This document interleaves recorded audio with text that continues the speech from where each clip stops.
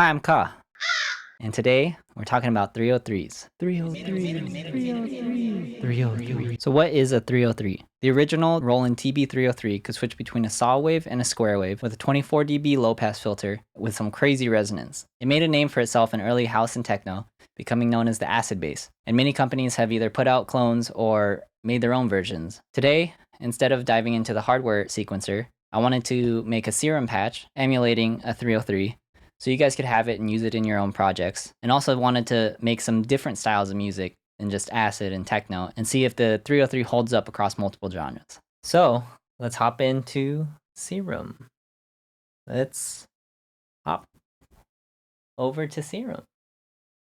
Alright, so let's get into Serum and start making this patch. So we're gonna start with basic shapes so it's easier to switch between square and saw. Next, we're gonna come down to the envelopes, raise the attack a little bit so we don't get attack pops. Drop down the sustain, give a little bit of release. So now we just need a filter. We'll start with the regular low 24 because that's what was originally in the 303. So we'll just play with the cutoff and raise the resonance till we get something that we like. And that's the basic patch for the 303. Now let's make a melody. Boom. So I made some drums. We have a kick, a snare, a hi-hat, and a couple other percussion just to fill out the space. So I'm going to add a LFO to the filter to give it a little bit of movement and make it more interesting. And we're just going to make a quick sub to fill out the low end a little better.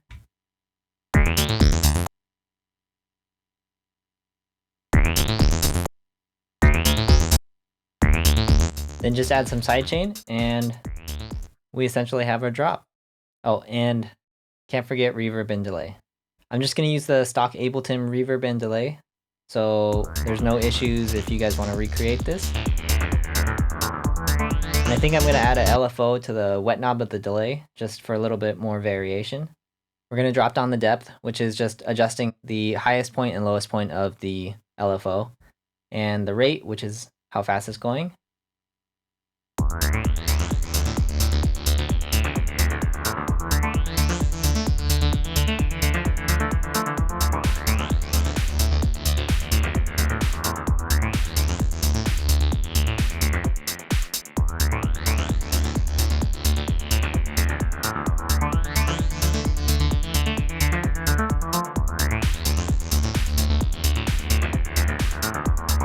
So I'm just going to group this and automate the on and off button, and then I'll have a different chain for the next genre. Alright, now let's drop the tempo and see how the 303 holds up with ambient music. We'll just come to our BPM and just automate it on our master channel. Drop it down until about 90. So I went ahead and prepared this ambient track. Same channel, same Serum patch. Not much has changed except I added another duplicate channel where all that's different is I increased the release of the envelope and it's layered on with a different melody. So this is the track with the initial patch. So all that's on here is the EQ, delay, reverb, and another EQ to kind of wrangle in the tails. So this one is just a single note played every bar that ties in with the next melody.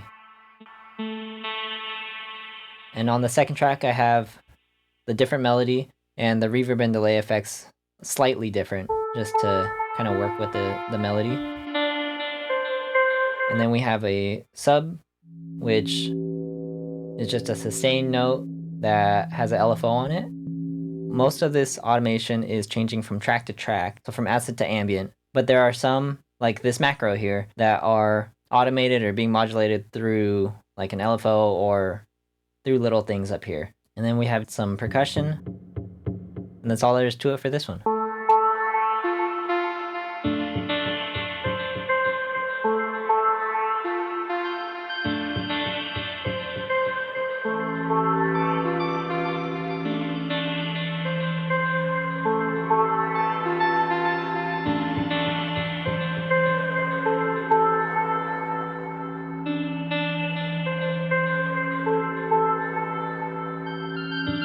And last but not least, we got a hip-hop, R&B, not house music. And we have the initial Serum patch that we made being used as the main melody in this track. And the duplicate channel this time is being used as the atmospheric layer. And then we have our sub from the last track, which is now just kind of a low bass accent. We have an EQ, echo, saturator, reverb, and another EQ to tighten it up at the end. And then this redux with the LFO affecting the downsample knob is just coming in at certain points throughout the beat for a little bit more texture. And then the sub from the last beat is just used as little bass accents. We have our 808, and we have our percussion drum rack, which is a few layers of hi-hats and a snare, which is just processed with a light reverb, EQ, and a very light delay at the end just to add a little more body. And all together that sounds like this.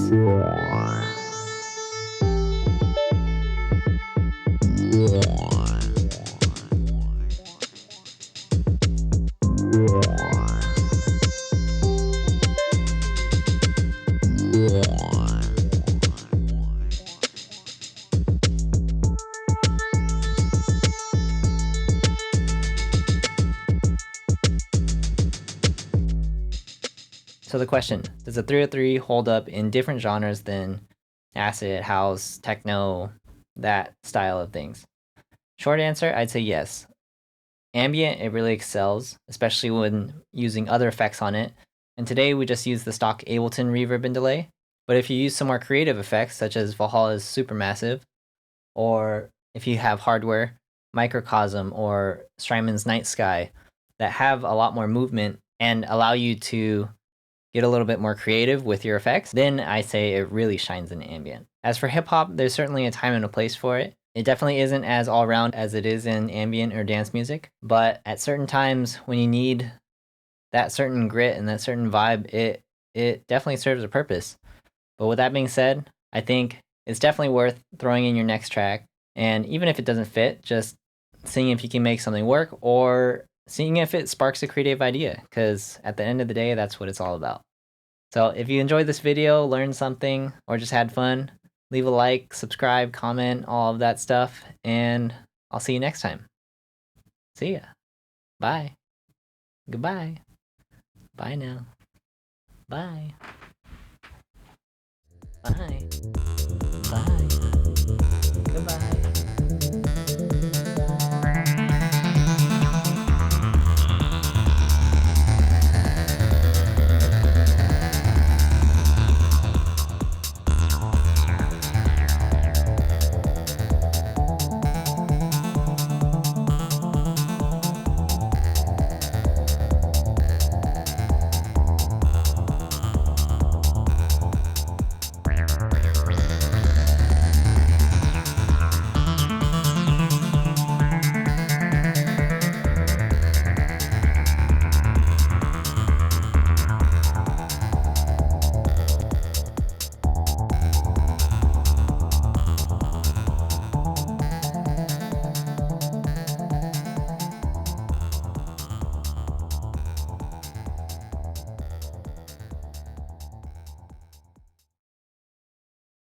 Bye. 303.